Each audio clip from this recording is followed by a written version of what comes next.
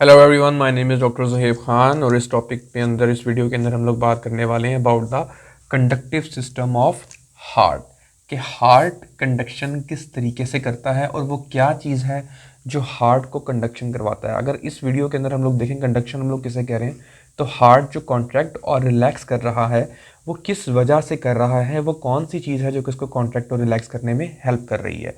तो जो चीज़ उसको कॉन्ट्रैक्ट और रिलैक्स करने में हेल्प कर रही है that is impulse. That is impulse. Impulses जो होती हैं वो किसी भी मसल को कॉन्ट्रैक्ट और रिलैक्स करने में हेल्प करती हैं। और क्योंकि हार्ट भी एक मसल है जो कि cardiac type of muscle cell से मिलके बना है, तो इसीलिए इम्पल्सेस जो होंगी वो हार्ट को कॉन्ट्रैक्ट करवाने में हेल्प करेंगी।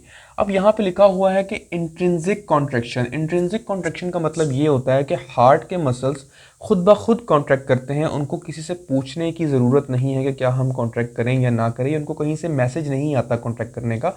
अंडर नॉर्मल सर्कमस्टेंसेस हार्ट के मसल्स खुद ब खुद कॉन्ट्रैक्ट करते हैं। And second thing is rhythmical in nature. Heart के मसल्स जो हैं वो एक रिदम के अंदर कॉन्ट्रैक्ट कर रहे होते हैं। ये नहीं होता कि एक मतलब अनसर्टन सा एक अब नॉर्मल सा रिदम है, एक बाकायदा प्रॉपर रिदम होता है, एक बाकायदा प्रॉपर साउंड होती है कि जिसके साथ वो अपने आप को कॉन्ट्रैक्ट कर रहे होते हैं। अब हम थ्रू डायग्राम देखते हैं कि हार्ट अपने आप कॉन्ट्रैक्शन जो है वो किस तरीके से जनरेट करता है। So for the sake of explanation, this is a human heart. These are the two upper chambers and these are the two lower chambers, and both these chambers are separated by a septum. ये हम लोग septum के बारे में हम detail में बहुत discuss कर चुके हैं।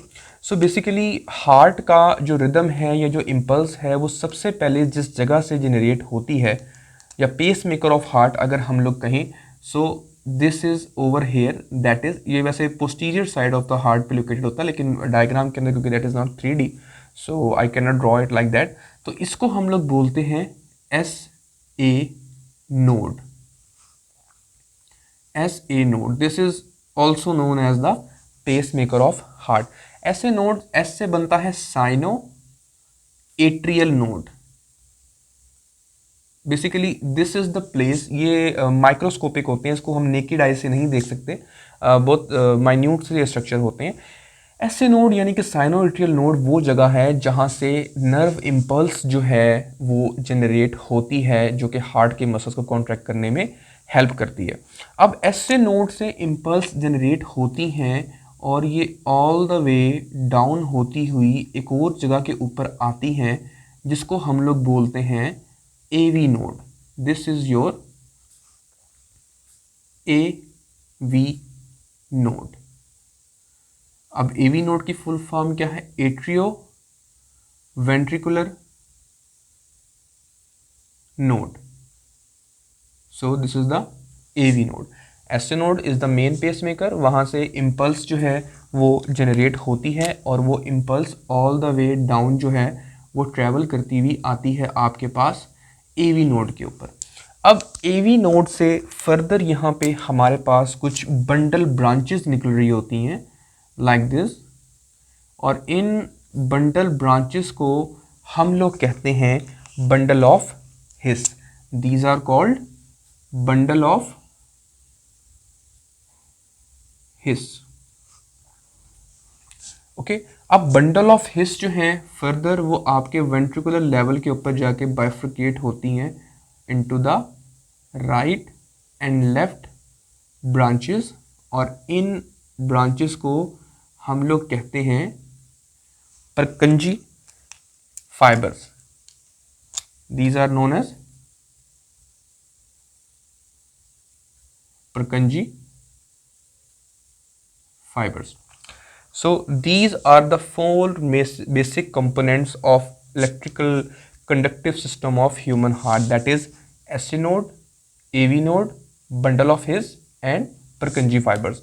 सबसे पहले इम्पल्स हमारे पास जनरेट होगी SA नोड से, वो मूव करती हुई डाउन वे आएगी AV नोड के ऊपर और देन बंडल ऑफ हिस के ऊपर और देन लास्टली परकंजी फाइबर्स के ऊपर। जहाँ जहाँ वो इम्पल्स ट्रैवल करेगी वहाँ वहाँ वो चेंबर जो है वो कॉन्ट्रैक्ट और रिलैक्स करेगा। अब इन सारी की सारी कनेक्टिविटी के अंदर एक रिदम है, like this is the 1 this is the 2, this is the 3, and this is the 4.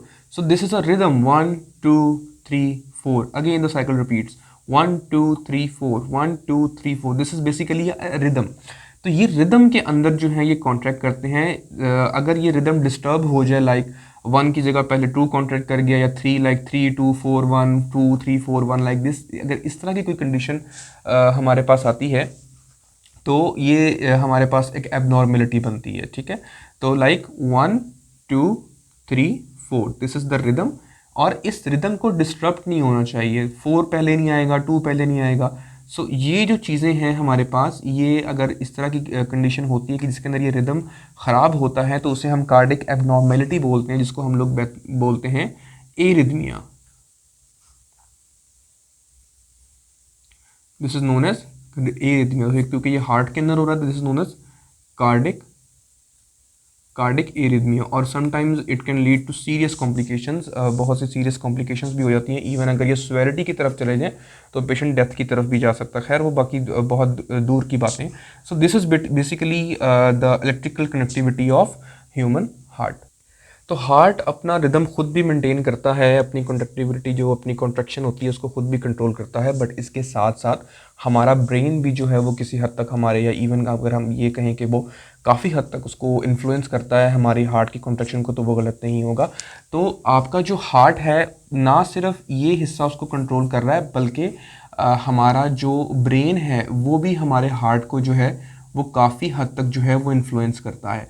और ब्रेन किस तरीके से इसको इन्फ्लुएंस करता है वो भी हमारे हार्ट को जो है वो थ्रू नर्व्स ही क्या कहते हैं कंट्रोल कर सकता है. अब ब्रेन किस तरीके से करता है, अब हम लोग ने नर्वस सिस्टम के अंदर पढ़ा है कि हमारे पास एक नर्वस सिस्टम का कंपोनेंट होता है जिसको हम लोग कहते हैं ऑटोनोमिक नर्वस सिस्टम. ऑटोनोमिक के अंदर हमारे पास 2 डिवीजन्स आती हैं, that is sympathetic and parasympathetic.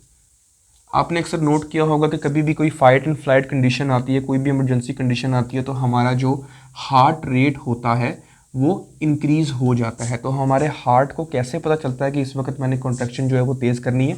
Basically हमारा जो ब्रेन होता है वो हमारे हार्ट को ये बता रहा होता है कि अब एक एमरजेंसी कंडीशन है, सो आप अपना हार्ट रेट जो है वो इंक्रीज़ करो. तो यानी कि इसका मतलब ये है कि आपके ब्रेन के अंदर और आपके हार्ट के अंदर एक कम्युनिकेशन मौजूद है, एक राबता मौजूद है. और वो किसके थ्रू मौजूद है? वो इस सिस्टम के थ्रू मौजूद है, that is autonomic nervous system. So जहाँ तक हमने ये सीखा कि हार्ट अपनी कॉन्ट्रैक्शन तो खुद कंट्रोल करता है, लेकिन ब्रेन भी उसके ऊपर असरअंदाज होता है. अब वो कौन से नर्व फाइबर्स हैं कि जिनके थ्रू हार्ट जो है वो ब्रेन जो है वो हमारे हार्ट के ऊपर इन्फ्लुएंस करता है? तो 2 हैं, दैट इज सिंपैथेटिक स्टिमुलेशन और पैरासिम्पैथेटिक स्टिमुलेशन. जो पैरासिम्पैथेटिक स्टिमुलेशन है जो कि रिलैक्स मोड के अंदर होता है, that is through vagus nerve. So vagus nerve के थ्रू हमारा जो ब्रेन है वो हमारे हार्ट को पैरासिम्पैथेटिक मोड के अंदर इन्फ्लुएंस करता है. जबकि जो सिंपैथेटिक मोड है हमारे ऑटोनोमिक नर्वस सिस्टम का, उसके अंदर हमारे पास cervical and thoracic ganglions,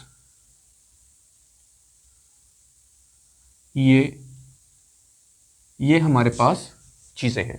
so sympathetic के अंदर cervical and thoracic ganglions fibres, और पैरासिम्पैथेटिक के अंदर वेगस नर्व जो है वो हमारे हार्ट की कॉन्ट्रैक्टिविटी को या कॉन्ट्रैक्शन को कंट्रोल कर रही होती है. Thank you so much.